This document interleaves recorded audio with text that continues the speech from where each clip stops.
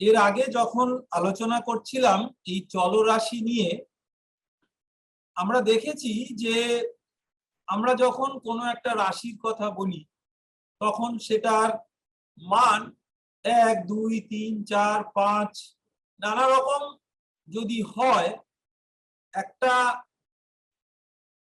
নির্দিষ্ট মান ছাড়াও বিভিন্ন রকম মান হতে পারে, তাহলে সেরকম একটা রাশিকে আমরা এক্স ওয়াই এরকম নানা রকম ভাবে একটা চলরাশি দিয়ে সেটাকে আমরা বোঝাই। তো এই চলরাশি ধরা যাক আমরা খুব বেশি এক্স এইভাবে ব্যবহার করি, এক্স ওয়াই জেড এইগুলো। তো আমরা একটা চলরাশি দিয়ে এভাবে দেখি যে একটা জিনিস আমরা চলরাশি দিয়ে যদি সেটাকে বলি, তাহলে সেটার যে মান, সেটার মান আমরা বার করতে পারি। ধরো আমরা একটা সমীকরণের কথা বলছি। সমীকরণ মানে কি? সমীকরণ মানে হচ্ছে যে প্রথম কথা হচ্ছে যে এইখানে দেখো একটা সমান সমান যে চিহ্ন, সমান চিহ্ন মানে কিন্তু সমীকরণ নয়। ধরো আমি বললাম যে 2 + 3 = 5 সমান সমান 5, এটা কিন্তু সমীকরণ নয়, যদিও সমান চিহ্ন দেওয়া আছে। কেন বলো তো? যে 2 আর 3 যোগ করলে যে 5 হয়, এটা সবসময়ই হয়। সুতরাং এটাকে বলে অভেদ বা আইডেন্টিটি। অভেদ মানে হচ্ছে যেটা সবসময়ই চলে আর কি, এটা এটার কোনো পরিবর্তন নেই। অর্থাৎ 2 আর 3 যোগ করলে 5 হবেই হবে। সুতরাং সমান চিহ্ন আছে মানেই সমীকরণ তা নয়। কিন্তু আমি যদি 2 + 3 = 5 না লিখে আমি লিখি একটা চলরাশি দিয়ে x + 3 = 5, এইটা কিন্তু সমীকরণ। তাহলে এই প্রথমটাকে আমি বলছি অভেদ আর দ্বিতীয়টাকে আমি বলছি সমীকরণ।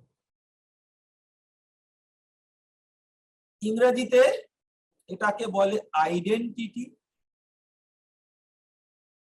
উপরে যেটা লেখা আছে, আর নিচে যেটা লেখা আছে সেটাকে ইংরেজিতে বলে ইকুয়েশন। এদের মধ্যে কি তফাৎ আছে দেখো।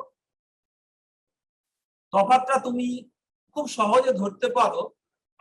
যদি তুমি বলো x + 3 = 5, তুমি এই উপরের অভেদটা থেকে সহজেই বুঝতে পারছো যে এই যে x যেটা লেখা আছে এটার মান যদি 2 হয়, তবেই কিনা এই সমান সমানটা সিদ্ধ হবে, অর্থাৎ এটা ঠিক হবে। কিন্তু এটার জায়গায় 2 এর জায়গায় অন্য কোনো মান দিলে এটা ঠিক হবে না। সুতরাং এটা সবসময় সত্যি নয়। এই চলরাশির কোনো একটা বা কোনো সময় একাধিকও হতে পারে, সেই মানের জন্য এটা সত্যি। সুতরাং সমীকরণ বেশিরভাগ সময় একটা চলরাশি বা একাধিক চলরাশি দিয়ে তৈরি হয়, এবং সেই চলরাশিগুলোর কিছু কিছু মানের জন্য ওই সমীকরণটা ঠিক থাকে, কিন্তু সব মানের জন্য নয়। আর যদি সব মানের জন্যই ওটা সত্যি হয় তাহলে তাকে বলে অভেদ। যেমন ধরো আমি একটা অভেদের উদাহরণ, ধরো আমি বলছি x + y = y + x। এখানে x আর y দুটো চলরাশি। তো এটা কিন্তু সবসময় হয়। কেন বলতো? 2 + 3 = 3 + 2, 8 + 5 = 5 + 8, এরকম আর কি। আমি যখন যোগ অঙ্ক করি তখন আমি কোনটা আগে আর কোনটা পরে নিই তার উপরে নির্ভর করে না, যোগ করে। সুতরাং এইটা হচ্ছে একটা অভেদ। এটাতে তুমি যাই x আর y এর মান বসাও তাতে এইটা হবে, কিন্তু এইটা সমীকরণ, কেননা x এর মান 2 না বসালে এটা হবে না। তো সেইটাকে বিবেচনা করে দেখো, আমরা এখানে এই যে একটা সমীকরণ আছে যেখানে x + 10 = 3, এই সমীকরণটা x এর কোন মানের জন্য ঠিক হচ্ছে এটাকে আমরা একটু দেখি। আমরা সমীকরণ সমাধান করা যখন পরে শিখবো, হয়তো পরের ক্লাসে, তখন এটাকে আমরা আরেকটু অন্যরকম ভাবে দেখবো, কিন্তু এখন আমরা এটাকে কিছু মান বসিয়ে দেখি যে সেই মানটা এই সমীকরণটাকে সফল করে কি। ধরো কেউ একটা বললো, আরে দেখ তো এক্স এর মানটা 7 বসিয়ে দিলে কি হয়। ঠিক আছে, আমি 7 বসালাম এক্স এর জায়গায়। দেখো 7 প্লাস 10 কিন্তু 17, সেটা কিন্তু 3 নয়, আমাকে উত্তরটা আনতে হবে 3। তাহলে সমীকরণটা এক্স এর মান 7 এর জন্য কি সত্য? উত্তর হচ্ছে না। একই রকম ভাবে যদি আমি 4 বসাই, কিছু অন্যান্য বসালাম, এইবারে দেখো এইটাকে দেখানোর একটা উদ্দেশ্য হচ্ছে যে যখন আমি একটা চলরাশির কথা বলছি, সেই চলরাশিটার যে মান কি হবে সেটা ধনাত্মক, ঋণাত্মক, দশমিক, কি এসব অনেক কিছু হতে পারে। সুতরাং আমি ধরো বসিয়ে দেখলাম যে 0 থেকে শুরু করে আমি ধনাত্মক সংখ্যাগুলো বসিয়ে, তোমরা এটা সহজেই বুঝতে পারছো যে ধনাত্মক বা 0 থেকে যদি আমি বসাই, ধরো এক্স এর ভ্যালু যদি আমি মান যদি আমি 0 বসাই, তাহলে কি হলো 0 প্লাস 10, এটা কত হলো 10। তারপরে ধরো আমি 0 থেকে একটু বেশি, ধরো 1, তাহলে হলো 11। মাঝামাঝিও আমি দশমিক বা ভগ্নাংশ বসাতে পারি।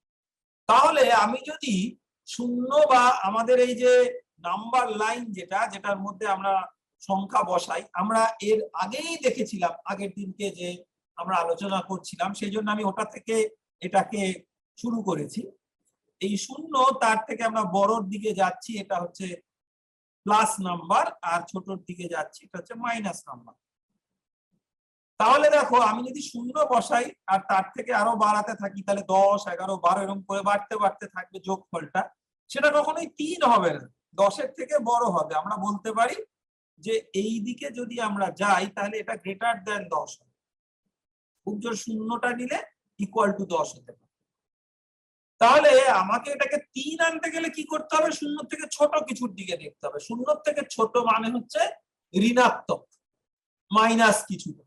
তাহলে এই মাইনাস গুলো দিয়ে আমরা যদি একটু বসিয়ে বসিয়ে দেখি, তাহলে আমি দেখবো, দেখো যখনই আমি -7 বসাবো, -7 প্লাস 10, ঠিক আছে, এখানে দেখো আমরা এই জিনিসটাকে ব্যবহার করব, এক্স যোগ ওয়াই সমান সমান ওয়াই যোগ এক্স। তাহলে -7 প্লাস 10 সমান সমান 10 মাইনাস 7। তার কারণ আমি কি, দুটো জিনিস যখন আমি যোগ করছি তখন কোনটা আগে কোনটা পরে তার উপরে নির্ভর করছে। তাহলে এই যে -7, এইটাকে আমি 10-এর সঙ্গে যোগ করছি, এটার মানে হচ্ছে যে আগে আমি 10 লিখতে পারি, তারপরে -7 লিখতে পারি। দেখো এইভাবে এই যোগ অঙ্কটা হঠাৎ করে একটা বিয়োগ অঙ্ক হয়ে গেল। কিরকম মজা দেখো, অঙ্কটা ছিল আমার যোগ অঙ্ক, এক্স যোগ ওয়াই, যেখানে ওয়াইটা হচ্ছে 10 আর এক্সটা হচ্ছে -7। আমি জানি এক্স যোগ ওয়াই সমান সমান ওয়াই যোগ এক্স, তাহলে আমি 10টাকে আগে লিখেছি আর -7টাকে পরে লিখেছি। দেখো যোগ অঙ্কটাকে আমি বিয়োগ অঙ্ক করি, এটা হলো আমার 3। তাহলে এটা মিলে গেল। অর্থাৎ আমি সেই সমীকরণটাকে বিবেচনা করে বলতে পারি যে এক্স এর মান -7 যদি হয় তবেই কিনা এইটার সাথে মিলবে, নয়তো মিলবে না। তাহলে এইটা আমরা বুঝলাম, এবং এইটাকে আমরা বুঝে আমরা এর যে পরবর্তী যে একটা ধরো ছোট্ট অঙ্ক, এই অঙ্কটা আমরা করার চেষ্টা করব। আমরা আগের যে উদাহরণগুলো থেকে কি কি বুঝলাম, যে আমরা চলরাশি, অর্থাৎ যার কোন একটা নির্দিষ্ট মান আমি আগে থেকে জানি না, আমি সমাধান করে নির্দিষ্ট মান বার করতে পারি কিন্তু প্রথম থেকে জানি না, সেই চলরাশি দিয়ে আমি সমীকরণ বানাতে পারি। আর সেই সমীকরণটা চলরাশির কিছু কিছু মানের জন্য সেই সমীকরণটা সিদ্ধ হবে, আর যে কোনো মানের জন্য কিন্তু সেটা হবে না। এবারে এটার বাস্তবে কি প্রয়োগ আছে? ধরো আমি এসব এক্স ওয়াই এসব লিখলাম, এসব তোমাদের দেখে মনে হতে পারে যে সব দিয়ে বাস্তবে কি হবে। আমি দোকানে গিয়ে একটা জিনিস কিনছি, সেই জিনিসটা কেনার জন্য আমার এই সমস্ত এক্স ওয়াই এসব দিয়ে আমার কি হবে। এইবারে আমি তোমাদের একটা উদাহরণ দিয়ে বোঝাই যে এই এক্স ওয়াই এই জিনিসগুলো বাস্তবে আমরা কিভাবে ব্যবহার করতে পারি। আমি দুদিন দোকানে গেলাম, আমার কাছে প্রথম দিন 40 টাকা আছে। আমি অনেক হাতে পায়ে ধরে বাবার থেকে এই 40 টাকা নিয়েছি। এই 40 টাকায় আমি দুটো পেন্সিল আর একটা কলম প্রথম দিন কিনলাম। এবারে এই পেন্সিল আর কলম এটা লিখে টিকে আমার ধরো পেন্সিলের শীষ পুরো শেষ হয়ে গেল, আর কলমটাও হয়তো খারাপ হয়ে গেল।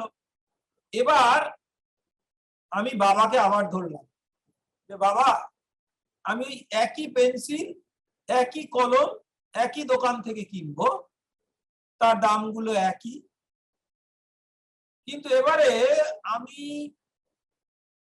একটু বেশি পেন্সিল আর একটু বেশি কলম কিনবো। তার কারণ হচ্ছে বারবার ফুরিয়ে যায়, কিনতে যেতে হয়, তো তুমি আমাকে যদি একটু বেশি টাকা দাও। তো অনেক হাতে পায়ে ধরার পরে বাবা আমাকে 70 টাকা দিল। তো এই 70 টাকায় আমি দোকানে গিয়ে যে দোকানদার কাকু আছেন ওনাকে বললাম যে আমাকে এই 70 টাকায় তুমি ওই পেন্সিল আর ওই কলম বা পেন ওইটা আরেকবার দাও। তখন কাকু বললো ঠিক আছে, তোকে আমি ওই 70 টাকায় দিতে পারি, কিন্তু 3টে পেন্সিল আর 2টো কলম আমি দিতে পারি। এটা একটা ধাঁধার মতো। তাহলে প্রথমবার ওই দোকানদার কাকু আমাকে 40 টাকায় 2টো পেন্সিল আর একটা কলম দিল। ওই একই দামের পেন্সিল আর একই দামের কলম আমি আবার ওই দোকানে কিনতে গেলাম, তখন দোকানদার কাকু 70 টাকায় 3টে পেন্সিল আর 2টো কলম। আমি কিন্তু এখনো তোমাদেরকে বলিনি এক একটা পেন্সিলের দাম কত আর এক একটা কলমের দাম কত। বলো দেখি এই ধাঁধাটা থেকে আমরা বার করতে পারি কিনা এক একটা পেন্সিলের দাম কত আর এক একটা কলমের দাম। তো এটা বার করতে গেলে আমাকে আগে এটাকে অঙ্কের ভাষায় লিখতে হবে। তো অঙ্কের ভাষায় লিখতে গেলে দেখো, অঙ্কের ভাষায় যখন আমরা লিখি না, এই লেখাটা দেখে তোমরা একটু শেখার চেষ্টা করবে। অঙ্কের ভাষায় যখন আমরা লিখি তখন আমরা বড় বড় করে সেই ইতিহাসের মতো কিন্তু লিখি। আমরা এমন ভাবে লিখি ছোট করে, যাতে এই হিসাবের ব্যাপারটা বেশ অল্প লেখার মধ্যে চোখের সামনে ফুটে ওঠে।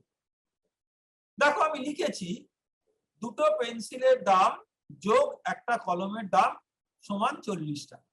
এটা আমার প্রথম দিনের দোকানে যাওয়ার অভিজ্ঞতা।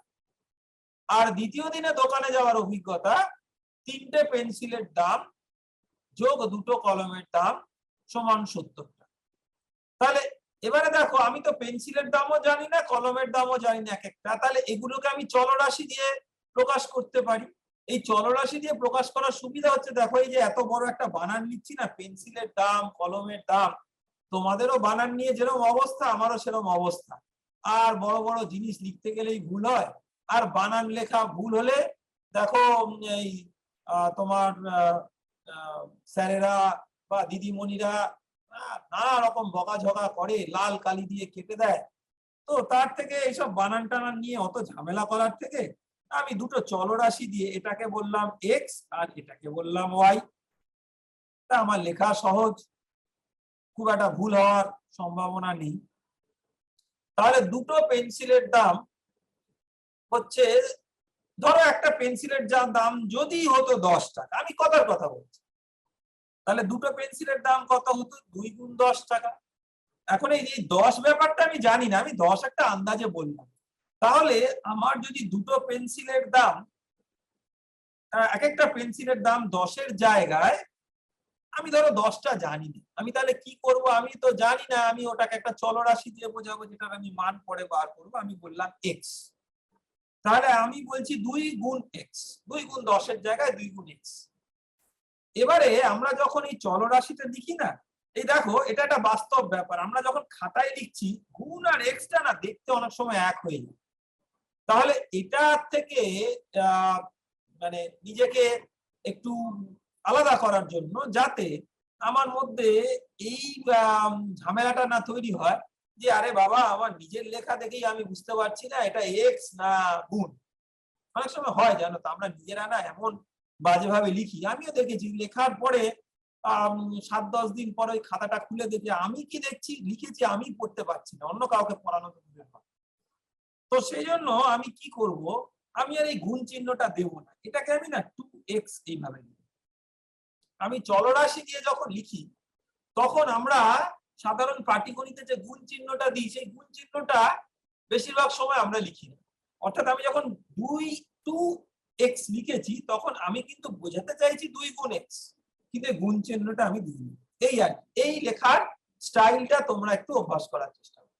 তাহলে চলরাশি দিয়ে যখন আমরা লিখবো তখন আমরা গুণ চিহ্নটাকে দেব না, পাশাপাশি লেখা মানেই আমি বুঝে নেবো যে আমি গুণ বোঝাচ্ছি।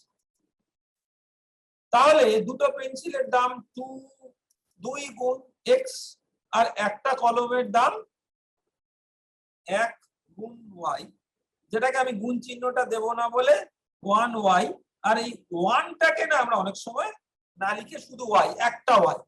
তোমরা এভাবে ভাবতে পারো দুটো x আর একটা y, তাহলে এই দুটো x আর একটা y, তাহলে দুটো পেন্সিলের দাম হচ্ছে দুটো x আর একটা কলমের দাম হচ্ছে একটা y, তাহলে 2x প্লাস y, এটার মোট হচ্ছে 40টা। 40। তাহলে দেখো একটা সমীকরণ কিন্তু আমরা বানিয়ে ফেললাম এই দোকানে যাওয়ার গল্পটা।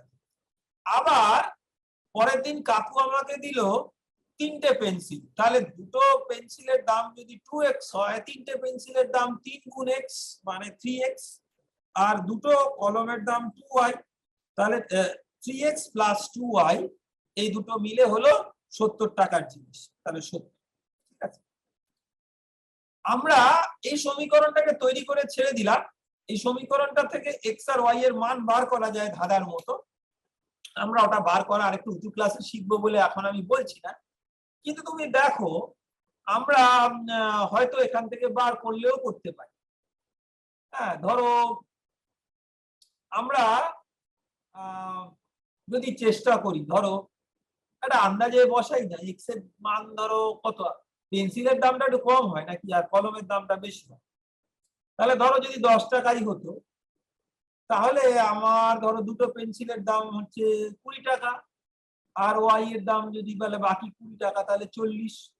তাহলে আমি যদি বলি ধরো একটা আন্দাজ করলাম যে এক্স হচ্ছে 10 আর ওয়াই হচ্ছে 20, তাহলে প্রথমে সমীকরণটা কিন্তু আমি মানিয়ে দিলাম, তাই না? ধরো আমি যদি বলি এক্স 10, তাহলে 2 গুণ 10, আর ওয়াই যদি আমি বলি 20, তাহলে এটা হলো 20 যোগ 20 40। কিন্তু এটার মানে যে উত্তরটা হলো তা না, তার কারণ হচ্ছে এটা আবার পরেরটা মানে কিনা সেটা দেখি।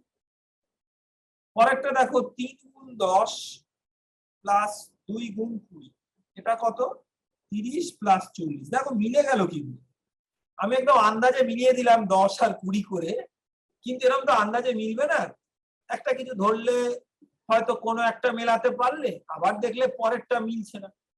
ধরো আমি তোমাকে বলছি, ধরো একটা তুমি একটা আন্দাজ করলে, এই আন্দাজটা তো লেগে গেল, হ্যাঁ, একে মানে একটা চান্স বলে লেগে গেল। ধরো কিরকম, আমি একটা আন্দাজ করলাম যে এক্স হচ্ছে 20, তাহলে ওয়াই কত হবে দেখো, 2 গুণ 20 যোগ ওয়াই হচ্ছে 40। তাহলে এটা কিন্তু হবে না, কেন বলতো? তাহলে ওয়াই হয়ে গেল 0, 40 প্লাস 0 ইকুয়াল টু 40। তার মানে তোমাকে দোকানদার কাকু 0 টাকায় একটা কলম দিল, তোমাকে তো আর বিনা পয়সায় দেবে না। সেই জন্য দেখো এখান থেকে আমরা একটা মজার জিনিস বার করতে পারলাম। আমি যদি আন্দাজটাও করি না, আন্দাজটাও বুদ্ধি করে করা যায়, যে আমার এক্স বা পেন্সিলের দাম 20 টাকার থেকে বেশি কিন্তু হতে পারে। তাহলে আমি ধরো একটু কমাই, 20 জায়গায় ধরো আমি বললাম এক্স 15, এটা কি হবে? তাহলে আমি 2 গুণ 15 যোগ ওয়াই, কলম হচ্ছে 40, তাহলে 30 যোগ ওয়াই হচ্ছে 40, তাহলে ওয়াই হচ্ছে 10, তাই তো? কারণ 30 আর 10 যোগ করলে 40। তাহলে তুমি ভাবলে বাহ, আমি তো অঙ্কটা মিলিয়ে দিলাম। কিন্তু তুমি আবার যদি পরের সমীকরণটা দেখো, তাহলে 3 গুণ 15, এক্স আমি 15 ধরেছি আর ওয়াই হচ্ছে 10, তাহলে 3 গুণ 15 হচ্ছে 45, আর 20, এটা হলো 65, এটা কিন্তু 70 নয়। তার মানে এক্স এর মান 15 কিন্তু এটা ভুল। আমাকে এমন মান বার করতে হবে যেটা এই ক্ষেত্রে দুটোই সমীকরণটাকে মানে, তবেই না হবে। তো যাই হোক, এটা কি করে বার করা যায় সেটা তো পরের ব্যাপার, আমরা উঁচু ক্লাসে দেখবো। কিন্তু এখান থেকে আমরা যেটা বুঝলাম, কি কি শিখলাম এই এই এই গল্পটা থেকে, যে চলরাশি একাধিক হতে পারে। চলরাশি দিয়ে আমরা একটা ধরো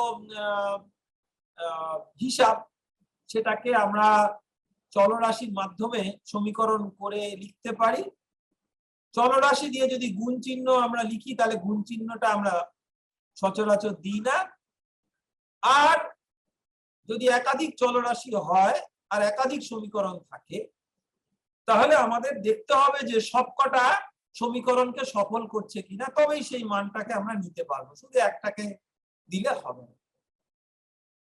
এবারে একটু ছোট ছোট কতগুলো গল্পের মতো আমরা তো শিখলাম যে এই গল্পগুলোকে চলরাশি দিয়ে কি করে আমরা লিখতে পারি। তো সেইটা আমরা এই গল্পগুলোকে থেকে লিখব। প্রথম দেখো, এগুলো খুব ছোট ছোট, তোমরা এগুলোকে নিজেরাই করতে পারবে, কিন্তু আমি গল্পের মতো করে তোমাদের সাথে বলে বলে একসাথে করি। এগুলো সব তোমাদের বইয়ের থেকে নেওয়া। আমি আমার দাদার থেকে 4 বছরের ছোট। তাহলে দাদার বয়স যদি এক্স বছর হয়, তাহলে আমার বয়স কত? ঠিক আছে, তাহলে আমি দেখো এটাকে চলরাশি দিয়ে লেখার আগে আমি গল্পের মতো করে এই জিনিসটাকে কথায় লিখি। আমি যদি লিখি যে আমি আমার বয়স সমান সমান দাদার বয়স বিয়োগ 4 বছর, ঠিক, এটাই তো আমার এই গল্পটার মোট ব্যাপার। তাহলে দাদার বয়সটাকে আমি একটা বললাম না, এই বড় একটা জিনিস লিখবো, এটাকে বারবার লেখা মুশকিল, বানানেও ভুল হতে পারে, তা আমি এটাকে এক্স ধরলাম। তাহলে দাদার বয়স এক্স হলে আমার বয়স হচ্ছে এক্স মাইনাস 4 বছর, ঠিক। তাহলে আমার বয়সটাকে আমি যদি বলি ওয়াই, নাম দিলাম, তাহলে ওয়াই সমান সমান এক্স মাইনাস 4। তাহলে এইটা আমি, এবারে চলো পরেরটা দেখি। পরেরটা আমি ডান দিকে লিখবো, যে ফাঁকা জায়গাটা আছে। রফিকা বেগম ও আজমা খাতুন মালা তৈরি করছে। রফিকা যতগুলো মালা গাঁথলো, আজমা তার থেকে 6টি মালা বেশি গাঁথলো। তাহলে আজমা যেটা মালা গাঁথলো, আমরা ছোট করে লিখলাম আজমা, হয়তো মালা টালা অত কথা না লিখে হচ্ছে রফিকা যত কটা মালা গাঁথলো, আজমা, এখানে কি লেখা আছে দেখো, রফিকা যতগুলি মালা গাঁথলো তার থেকে আজমা 6টি মালা বেশি গাঁথলো। তাহলে আজমা মালা হলো রফিকার মালা যোগ 6। তাহলে রফিকারটা যদি তুমি এক্স ধরো আর আজমারটা যদি ওয়াই ধরো, তাহলে এটা থেকে সমীকরণটা যেটা বেরোবে ওয়াই সমান সমান এক্স যোগ 6। এবারে পরেরটা দেখো, আমাদের দোকানে অনেকগুলোই মোম রঙের প্যাকেট আছে। প্রতি প্যাকেটে 12টি মোম রং আছে, ঠিক আছে।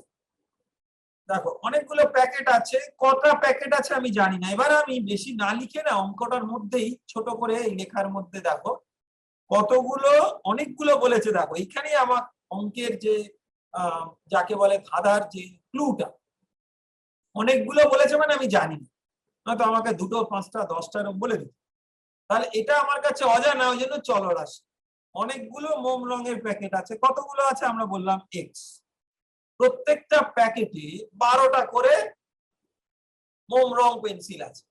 প্যাকেট না গুনে দোকানে মোট কতগুলো মোম রং পেন্সিল আছে, তাহলে আমরা সেটা বার করার কি নিয়ম বার করব। তাহলে যতগুলো প্যাকেট আছে প্রত্যেকটা প্যাকেটে 12টা মোম আছে, তাহলে টোটাল মোট মোম কত আছে। তাহলে প্যাকেট, এক একটা প্যাকেটে ধরো আমি যদি বলছি 10টা প্যাকেট, তাহলে এক একটা প্যাকেটে যদি 12টা করে মোম থাকে, তাহলে আমি কি করে কটা মোম বার করে আছে বার করবো, 10 গুণ 12।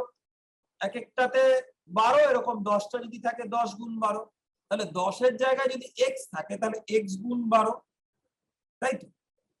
আমরা আগের যে লিখলাম আগের পাতায়, সেখানে আমি যেটা তোমাদেরকে শিখিয়েছিলাম যে এই গুণটা আর এক্সটা যাতে লেখাটা অনেক সময় একরকম হয়ে যায় বলে আমরা এটাকে গুণ চিহ্নটা দেব। তাহলে আমরা এটাকে তো লিখতে পারতাম গুণ চিহ্নটা বাদ দিলে কিরকম লিখতে পারতাম, দেখো আমি এটাকে যদি একটু মুছে দিই, তাহলে x12, আমরা সেটা লিখলেও কিন্তু ভুল নয়, ভেবো না যেটা ভুল, কিন্তু আমাদের লেখার সাধারণ পদ্ধতি হচ্ছে যে আমরা সংখ্যাটাকে আগে লিখি তারপরে চলরাশিটাকে পরে লিখি। এবং আমরা এটুকু জানি যেরকম গুণে আমরা বললাম যোগে x যোগ y সমান y যোগ x, গুণেও কোনটা আগে কোনটা পরে করব সেটার উপর নির্ভর করে না। ধরো 12 গুণ 10 हो जा 10 গুণ 12 होता, সেই জন্য আমি x গুণ 12-র জায়গায় 12 গুণ x লিখলাম। আমরা সাধারণত সংখ্যাটাকে আগে লিখি তারপরে চলরাশিটা। তাহলে মোট কত সেটা হচ্ছে 12x, ঠিক আছে? এটাই অঙ্কটা। তারপর একটা দেখো, আজ আমাদের স্কুলের অনুষ্ঠানে আমরা অনেকগুলো শাড়িতে বসেছি। এই দেখো আবার বলেছে অনেকগুলো শাড়ি। এই কথা থেকে আমরা বুঝেছি যে কটা শাড়ি আছে আমরা জানি না, এক্স।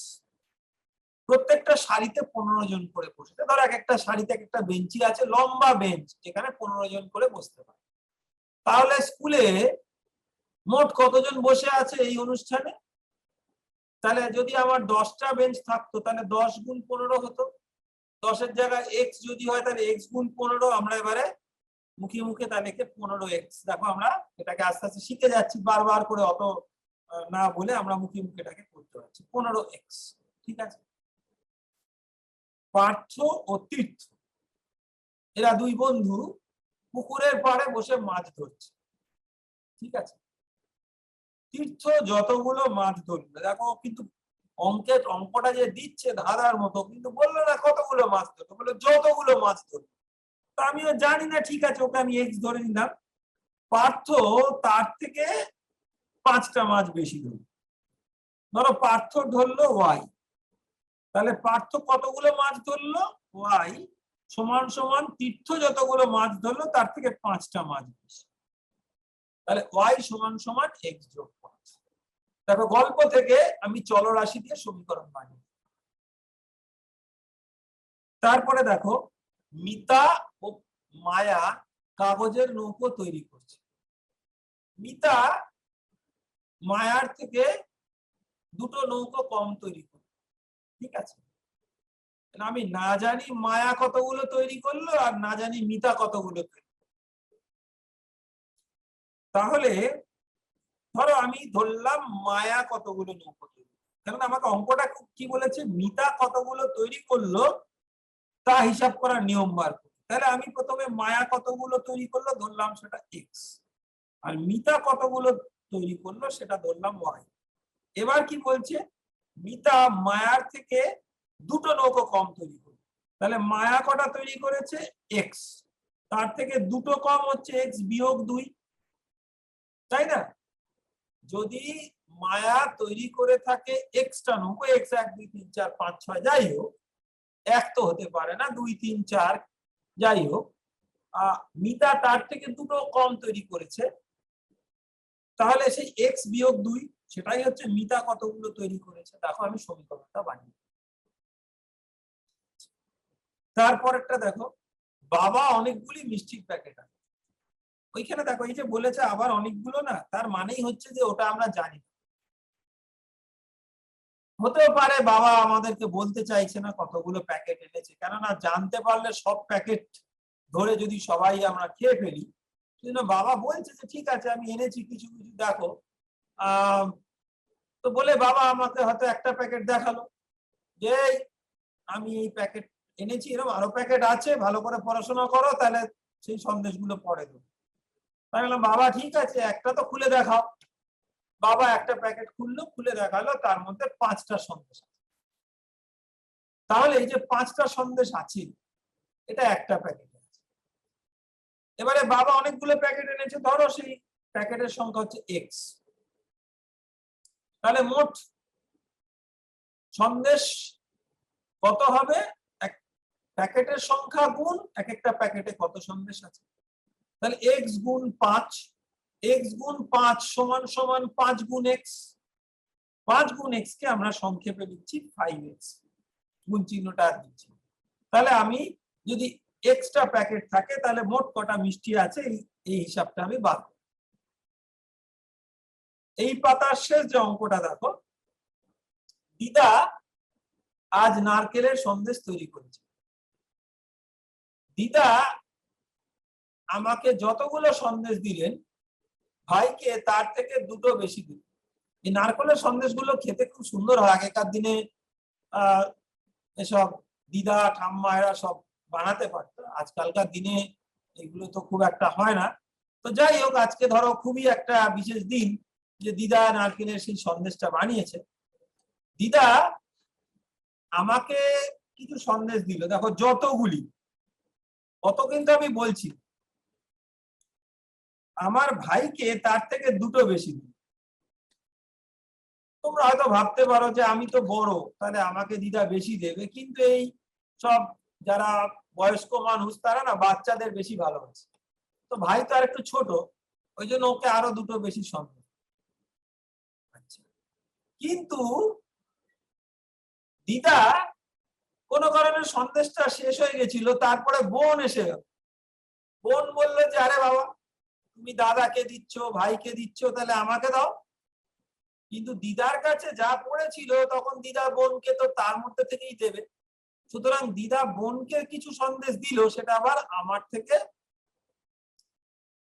কম, 3টে সন্দেশ কম। তাহলে এদেরকে কত দিল সেটা আমরা কি করে হিসাব করব? যদি আমি জানি যে আমাকে দিদা কটা, তাহলে ধরো আমাকে দিদা দিল এক্সট্রা সন্দেশ, ভাইকে দিল ওয়াইটা সন্দেশ, আর বোনকে দিল আর একটা চলরাশির নাম দিই জেডটা সন্দেশ। ঠিক আছে, আমাকে দিল এক্সট্রা সন্দেশ, ভাইকে দিল ওয়াইটা সন্দেশ, আর বোনকে দিল জেডটা সন্দেশ। তাহলে ভাইকে কটা দিল দেখো, ওয়াই সমান সমান আমার থেকে দুটো বেশি, এক্স যোগ 2, আর বোনকে কত দিল, জেড সমান সমান আমার থেকে 3টে কম। এখন এটা দিদা যদি ইচ্ছা করে কম বেশি দিয়ে থাকে তো দিদা ঠিক কাজ করেনি, কিন্তু এটাও তো হতে পারে, আমরা ধরে নিচ্ছি সেটাই হয়েছে, যে দিদা যতগুলো সন্দেশ বানিয়েছিল সেসব তারই মধ্যে থেকে তো দিতে হবে, ওই জন্য দিদাকে একটু এদিক সেদিক ম্যানেজ করে একটু কম বেশি করে দিতে হলো, আমরা সেটাই ধরে নিশ্চিন্ত। তাহলে এইভাবে দেখো আমরা সমীকরণ বার করতে পারি। তো পরের পাতায় আমরা চলে এসেছি। এবারে আমরা আরেকটু কিছু কিছু নিয়ম শিখবো এই চলরাশির হিসাব। এবারে বেলুন কেনার অঙ্ক। জেসমিন ও মামুদ কিছু বেলুন কিনেছে। জেসমিন কিনেছে লাল রঙের আর মামুদ কিনেছে সবুজ রঙের। দেখো এখানে সব ছবি এঁকে দেখানো আছে। ছবিতে দেখানো আছে 3টে লাল আর 2টো সবুজ। ঠিক আছে, তাহলে দুজনে মিলে 3 আর 2 5টা বেলুন কিনেছে। আবার তুমি এভাবে ভাবতে পারো যে আগে আমি সবুজটা হিসাব করলাম, তারপরে লালটা হিসাব করলাম, তাহলে সেটাও 2 যোগ 3 যোগ করলাম। দেখো দুটো মিলে শেষ অব্দি 5টা বেলুনই দাঁড়ালো। এই যে তোমাদেরকে আমি নিয়মটা বলছিলাম কিছুক্ষণ আগে, 2 যোগ 3 সমান 3 যোগ 2, এই অভেদ, এটাই হলো x যোগ 2 সমান x যোগ y সমান y যোগ x। এইটাকে বিনিময় নিয়ম বলে। ঠিক আছে, বিনিময় নিয়ম, এই নিয়মটাকে মাথায় রাখবে।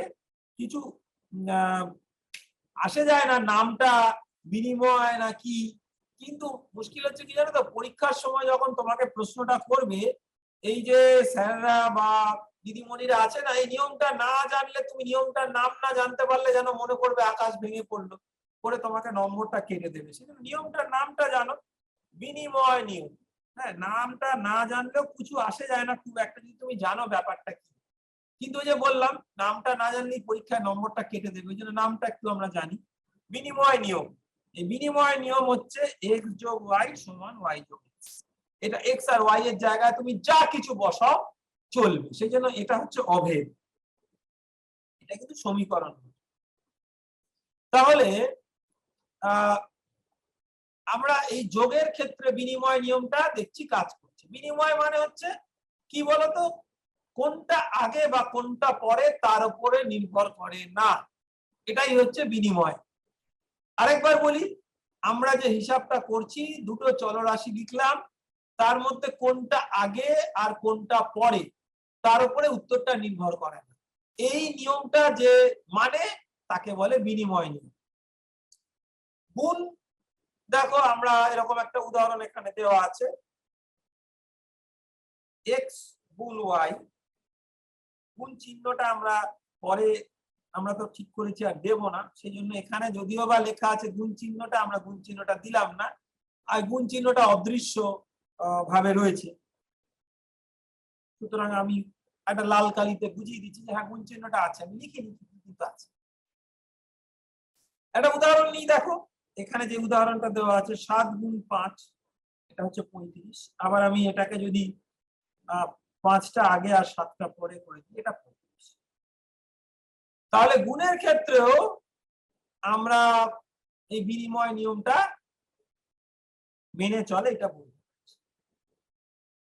ভাগের ক্ষেত্রে কি হয়, আমরা কি বলতে পারি এক্স ভাগ ওয়াই সমান সমান ওয়াই ভাগ এক্স? দেখো দেখি,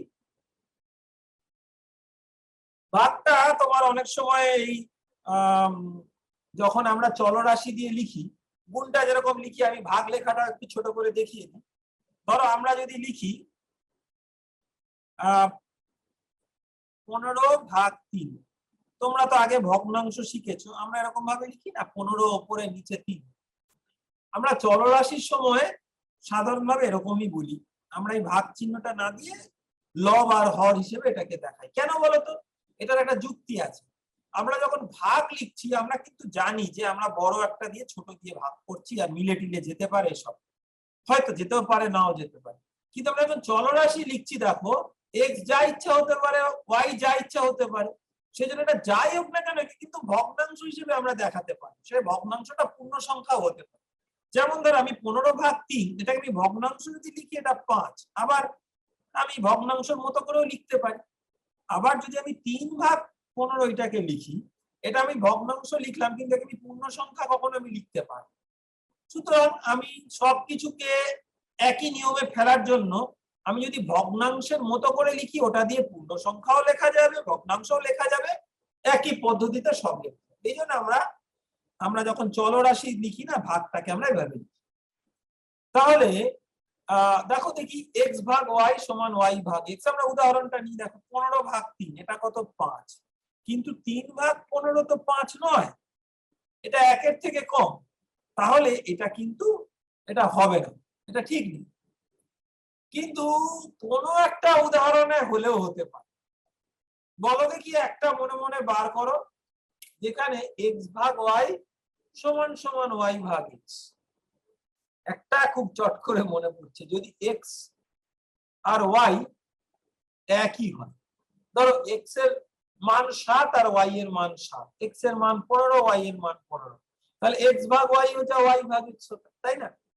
তার মানে যে এক্স ভাগ ওয়াই সমান ওয়াই ভাগ এক্স যদি হয়, তাহলে সেটা কিন্তু সমীকরণ, সেটা অভেদ নয়। সুতরাং সেটা বিনিময় নিয়মটা মানে না। বিনিময় নিয়মটা মানা মানে হচ্ছে অভেদের মতো সমস্ত যে মান এক্স আর ওয়াই এর জন্য মানে। সুতরাং ভাগটা বিনিময় নিয়ম মানে না।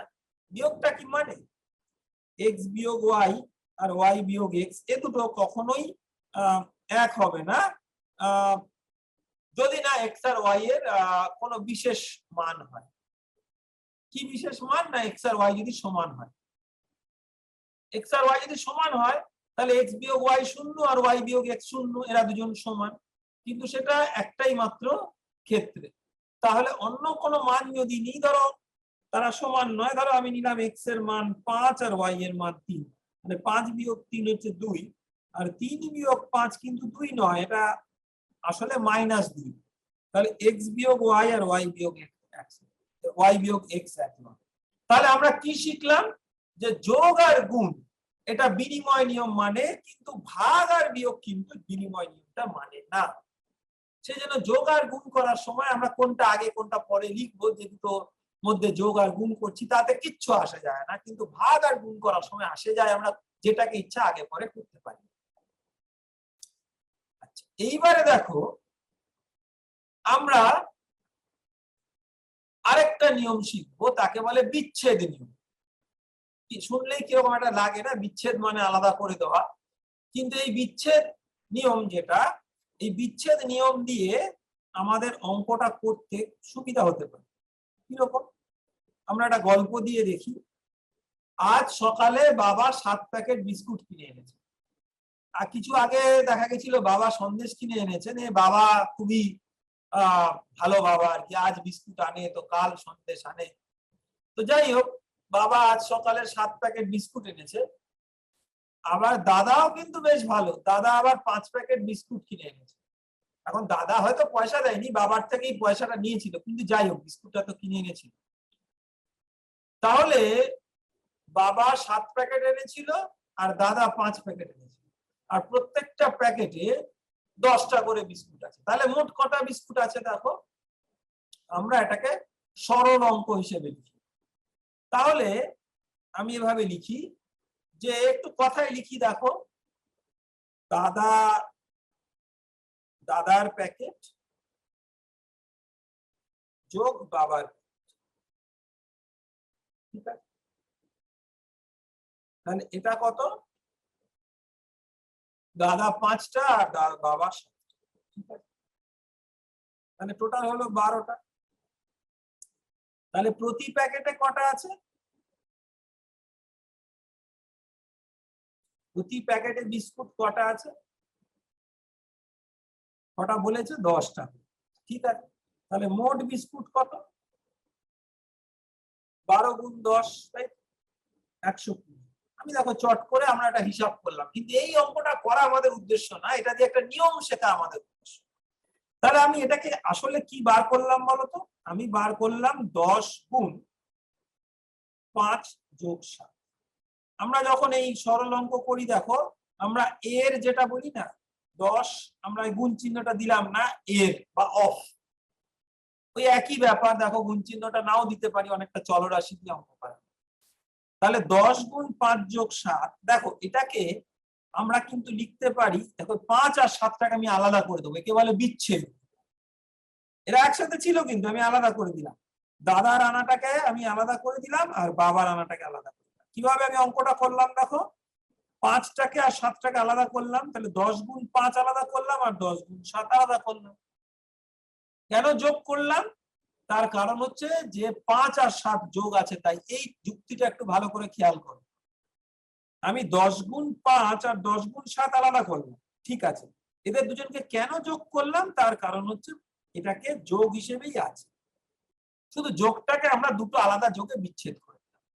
এবার দেখো এটাকে যদি আমি করি, এটা দেখো 50 যোগ 70, এটা ঠিক 120। তাহলে এবারে আমি এই 10 গুণ 5 যোগ 7-এর জায়গায়, এটা দেখো আমি 5, 10, 7 যাই লিখি না কেন, এই নিয়মটা কিন্তু হবে যে 10 গুণ 5 যোগ 7 সমান সমান 10 গুণ 5 প্লাস 10 গুণ 7, এটা হবেই হবে। তুমি 5-এর জায়গায় আর 7-এর জায়গায় যা ইচ্ছা বসো। তাহলে এবার আমি কি করবো, এই যা ইচ্ছাটা বসাবো, বা 10-এর জায়গায় যা ইচ্ছা বসাবো। তাহলে আমি যা ইচ্ছাটা কি বসাবো দেখো, 5-এর জায়গায় আমি একটা চলরাশি একটা নাম দেব। কি নাম দেব, এক্স। কেন, এই যা ইচ্ছা বসাবার অধিকারটা আমি পেলাম, আমি দেখেছি যা ইচ্ছা মানের জন্যই এই নিয়মটা কাজ করে। আর 7-এর জায়গায় আরেকটা যা ইচ্ছা বসাবো। কি যা ইচ্ছা বসাবো,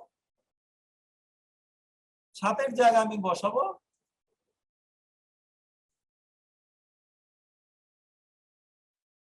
7-এর জায়গায় আমি বসাবো ওয়াই, ঠিক আছে? আর 10-এর জায়গায় বসাবো আরেকটা যা ইচ্ছা বসাই, আমি এটাকে মুছে দিই।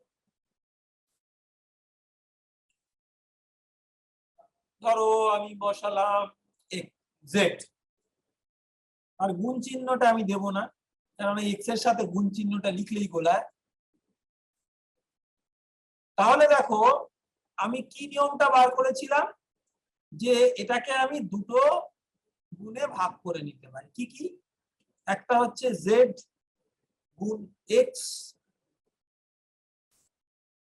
আমি লিখলাম জেড এক্স, যোগ জেড গুণ ওয়াই, আমি লিখলাম জেড। ঠিক আছে, তাহলে জেড, আমি নিয়মটাকে পরিষ্কার করে লিখি, জেড গুণ এক্স প্লাস ওয়াই, এক্স যোগ ওয়াই সমান সমান জেড গুণ এক্স যোগ জেড গুণ ওয়াই। এটা যে কোনো মান দিয়ে তোমরা বসিয়ে দেখতে পারো, এটা কাজ করে। তাহলে এটা সুবিধা হচ্ছে যে একটা বড় হিসাবকে আমি দুটো ছোট হিসাবে ভেঙে নিতে পারি, একে আমাকে বলে বিচ্ছেদ নিয়ম। তাহলে কিছুই না, যে আমাদের সাধারণ সংখ্যাগুলো যে নিয়ম মানে, ওটার জায়গায় চলরাশি বসালেও সেই একই নিয়ম মানে, ওই জন্য ওটাকে আমরা চলরাশি যে নিয়মটা কেমন ভাবে তৈরি করছি, যে সেই নিয়মটা সব সংখ্যার জন্যই মানে। এবারে আমরা একটু চিহ্ন আর প্রতীক দিয়ে সংখ্যামালা তৈরি করি। এই যে আমরা শিখলাম যোগ বিয়োগ গুণ ভাগ, এগুলো নানা রকম লেখা, চলরাশি আর সংখ্যা মিলিয়ে, সেটাকে একটু প্র্যাকটিস করি। দেখো এটা করা আছে, এই ছকটাকে আমরা ভরি। এর থেকে 11 বিয়োগ করলাম, এ বিয়োগ 11, পি এর সাথে 19 যোগ করি। এখানে দেখো এই চলরাশিগুলোর নাম এ বি পি, এগুলো দিয়ে তোমাদেরকে শেখানো হচ্ছে যে চলরাশি তুমি নামটা যা ইচ্ছা দিতে পারো। হ্যাঁ, তাহলে পি এর সাথে 19 যোগ করি, তাহলে পি যোগ 19। বি কে 2 দিয়ে গুণ করি, দেখো 2b। এক্স কে 12 দিয়ে ভাগ করি, এক্স ভাগ 12, দেখো এগুলো আমরা সব একটু আগে শেখালাম, সেটাই বলা আছে। তারপরে দেখো এটাকে আমরা ধাপে ধাপে করি, সি কে 3 দিয়ে গুণ করি, তাহলে হলো 3c, আর সেই গুণফলের সাথে 7 যোগ করি। ঠিক আছে, সি কে 3 দিয়ে গুণ করলাম, তার সাথে 7 যোগ করি। আমরা যা বলেছে সেটাকে মেনে যোগ গুণ এসব লিখলেই জিনিসটা লেখা হয়। তারপরে দেখো পি আর কিউ এর গুণফল, তাহলে পি গুণ কিউ, গুণ চিহ্নটা দিলাম না।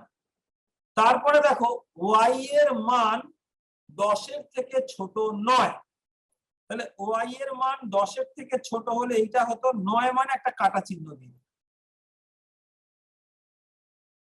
তারপরে ওয়াই এর মান 7 এর থেকে কম, তাহলে ওয়াই 7 এর থেকে ছোট। ঠিক আছে, তারপরে দেখো ওয়াই এর মান 10 এর সমান বা তার থেকে বড়, তাহলে ওয়াই এর মান 10 এর থেকে বড় হতে পারে বা সমান হতে পারে, এটাকে ইংরেজিতে বলে greater than or equal to, সমান, বড় অথবা সমান। এই চিহ্নটা হচ্ছে বড় চিহ্ন, আর সমান চিহ্নটা মিলি, এইটা দেখো। ঠিক আছে, শেষ যেটা আছে দেখো, এক্স কে 2 দিয়ে ভাগ করব, তাহলে ভাগ আমি এরকম ভগ্নাংশের মতো লিখবো, আর সেই ভাগফল থেকে 5 বিয়োগ করবো। দেখো যে আমি ভাগফল থেকে করলাম না, এটা কেমন ভাবে লিখলাম, এই পুরোটা একটা গোটা জিনিস, সেজন্য সেটার মাঝখান দিয়ে যাচ্ছে এমন ভাবে আমি বিয়োগ চিহ্নটা লিখবো, বিয়োগ 5। ঠিক আছে, আর একটা ছোট জিনিস বলি, এই পাতার দেখো ওয়াই এর মান 10 এর থেকে ছোট নয়, এটার মানে উল্টো দিক থেকে বলতে পারি হয় 10 বা তার থেকে বড়, তার মানে এটাকে আমরা একটু ঘুরিয়েও লিখতে পারি এইটা। ঠিক আছে, সুতরাং আমাকে যেরকম বলবে আমি সেরকম লিখবো, হয় 10 এর থেকে ছোট নয় আমি একভাবে লিখেছি, আবার 10 এর সমান বা তার থেকে বড় আরেকভাবে লিখেছি, ব্যাপারটা একই। তো এইভাবে আমরা চলরাশি বিভিন্ন ভাবে সেটাকে আমরা লিখতে পারি। এখানে দেখো আরো কয়েকটা আমরা ছোট করে করি, যেটা আমরা একটু যা আগে করেছি সেটাকে একটু রিভিশন করার জন্য। মুক্তির এখন বয়স হচ্ছে এক্স বছর। ঠিক আছে, 4 বছর পরে মুক্তির বয়স কত হবে? এক্স এর থেকে 4 বছর বেশি, তাহলে এটা হবে এক্স প্লাস 4। তুমি চাইলে এটাকে 4 প্লাস এক্স ও লিখতে পারো, বিনিময় নিয়মটাকে আমি ব্যবহার করতে পারি, যে কোনো একটা লিখতে পারি। ঠিক আছে, ফিরোজের বয়স এখন ওয়াই বছর। 7 বছর আগে ফিরোজের বয়স কত ছিল? এখন যদি ওয়াই হয় তাহলে 7 বছর আগে ওয়াই বিয়োগ 7, কিন্তু এটাকে আমি 7 বিয়োগ ওয়াই কিন্তু লিখতে পারি না, কেননা বিয়োগের ক্ষেত্রে বিনিময় নিয়মটা খাটে না। তারপরে দেখো কুমুদের বাগানে এক্সট্রা গাঁদা ফুলের চারা গাছ আছে। ঠিক আছে, আর শাহিদার বাগানে তার 3 গুণ চারা আছে। তাহলে কুমুদের যদি থাকে এক্স, তাহলে শাহিদার থাকে 3 গুণ এক্স। তাহলে শাহিদার বাগানে কটা আছে? 3x। এই গুণ চিহ্নটা আমি দিলাম। আমি চাইলে এটাকে x3 লিখতে পারতাম, কিন্তু আমরা এই 3x ই লিখবো। আগে সংখ্যা, তারপরে চলরাশি। দুর্গানগরের পাড়ায় পাড়ায় রাস্তা সারানোর জন্য চাঁদা তোলা হচ্ছে। হাবিব x টাকা চাঁদা দিল, আর মুস্কান কত টাকা দিল? হাবিবের দ্বিগুণ, আর তার অপেক্ষা 10 টাকা বেশি। তাহলে হাবিব দিল x টাকা, মুস্কান দিল তার দ্বিগুণ অর্থাৎ 2x, তার থেকে 10 টাকা বেশি। তাহলে মুস্কান কত টাকা চাঁদা দিল? 2x plus 10। এটাকে তুমি চাইলে 10 প্লাস 2x লিখতে পারো। তারপরেরটা দেখো, ডেভিডের উচ্চতা আমিনুরের থেকে 3 সেন্টিমিটার কম। ঠিক আছে, তাহলে আমিনুরের উচ্চতা যদি x সেন্টিমিটার হয়, তাহলে ডেভিডের উচ্চতা কত? তার থেকে 3 সেন্টিমিটার কম। তাহলে x বিয়োগ 3, x এর থেকে 3 সেন্টিমিটার। তাহলে আমরা আজকের এই যে পাঠ, এই যে আলোচনা, এই আলোচনা দিয়ে এবং আগের দিনের আলোচনা দিয়ে মোটামুটি যেটা বুঝলাম যে চলরাশি, এই চলরাশির হিসাবপত্র কিন্তু আমাদের সাধারণ সংখ্যার হিসাবপত্রেরই মতো। শুধুমাত্র চলরাশির বৈশিষ্ট্য হচ্ছে যে চলরাশির আমরা মানটা জানি না, সেটা কিছু কিছু মান হতে পারে। আর আমরা যখন সংখ্যা দিয়ে লিখি আমরা মানটা জেনে গেছি। তাহলে আমরা মানটা যদি না জেনে থাকি, তাহলে চলরাশিকে এক্স ওয়াই জেড এসব কিছু নানা রকম দিয়ে আমাদের যে ঘটনাটা, সেটা চলরাশির মাধ্যমে আমরা কিছু হিসাব দিয়ে দেখাতে পারি। এই হিসাবগুলো কি করে করতে হয় সেটাকে আমরা পরবর্তী একটা ক্লাসে শিখবো, যাকে বলে বীজগণিত বা অ্যালজেব্রা। তাহলে এই যে চলরাশির ধারণা, এই চলরাশির ধারণা দিয়ে আমরা চলরাশি দিয়ে কিছু কিছু হিসাব কি করে লিখতে হয় সেই লেখার কায়দাটা শিখলাম। এবারে লেখার কায়দাটাকে ব্যবহার করে হিসাবপত্র কি করে করতে হয়, সেই হিসাবপত্র বা অঙ্ক, সেইটা আমরা বীজগণিতের অঙ্ক বা অ্যালজেব্রার অঙ্ক করে পরে শিখব। আজ তাহলে আমরা এখানেই থাকি। পরের দিন আমরা অন্য একটা পাঠ নিয়ে আবার হাজির হব। আমরা তাহলে এখানেই শেষ করব।